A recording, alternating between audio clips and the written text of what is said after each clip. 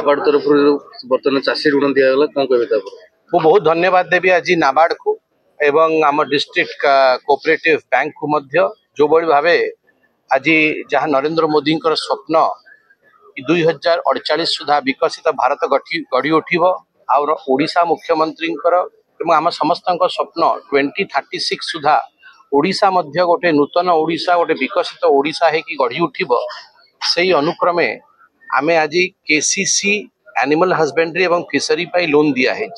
मुख्यतः ब्रह्मगिरी ब्लॉक रु भिन्न भिन्न पंचायत रु आमर बंधु भगिनी माने आज हाराहारी 7,000 कोटी रु अधिका लोन पाई। प्रत्येक परिवार हाराहारी 50,000 टंका लोन पाई। मुख्यतः गो पालन पाई। ये गोटे बहुत बड़ा पदक्षेप 150 जन को आज ये कोऑपरेटिव सोसाइटी नाबार्ड माध्यम रे लोन दिया है। मु बहुत बहुत अभिनंदन करी नाबार्ड रो एटी सीजीएम मध्य अछंती एवं कोऑपरेटिव सोसाइटी रो एटी हमर अध्यक्ष मध्य अछंती। समस्त को मु बहुत धन्यवाद करी कि जो भली भावे ये भल विकास रा काम आगु बढ़ुची आमे समस्त मिसिकी किसान क्रेडिट कार्ड को आउरी प्रचलित करिबा आउ हमर जो एग्री लोन अछि एग्री लोन को मध्य आउरी प्रचलित करी समस्ते आगु को बढ़िबा। परिचय ईश्वर कुमार छोटराय सभापति पुरी निमापड़ा केंद्र समुदाय बैंक। आज नाबार्ड पक्ष जो कार्यक्रम करा आज नाबार्ड तरफ ब्लॉक स्तरीय किसान क्रेडिट कार्ड आउटरीच कार्यक्रम अनुष्ठित होगा जाउची। एथिरे सर्वप्रथम ब्रह्मगिरी ब्लॉक को अंशभुक्त कर ब्रह्मगिरी ब्लॉक को जो देवाई प्रोत्साहन देवाई व्यवस्था करा जायछि। एही भली कार्यक्रम जिलार समस्त ब्लॉक रे मध्य करा जिवो। आपण माने जानती पूर्वरु चाषी माने केवल धान चाष बिरी एवं पनिपरिबा चाष करी चलुथिले जहाँकि सेमानकर परिवार भरण पोषण पाई पर्याप्त हेउनथिला।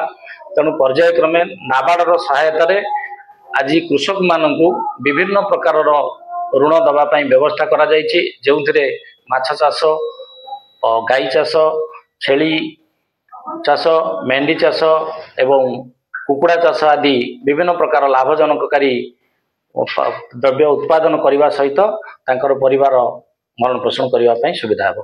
याद्वारा कृषक सक्सेस निश्चित भाव में कृषक सक्सेस हो पार। आपड़ जानती गोटे एकर बिल धान कले कृषक 15 क्विंटाल रु 20 क्विंटाल धान पाए जार दाम 60 हजार टंका से वर्ष को रोजगार करे।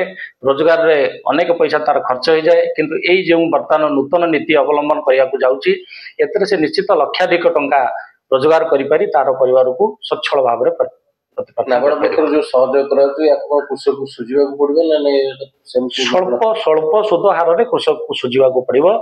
नाबार्ड सहायता रे केवल से ऋण पाइपर बहुत कम पैसा सुधरे से परिशोध कर।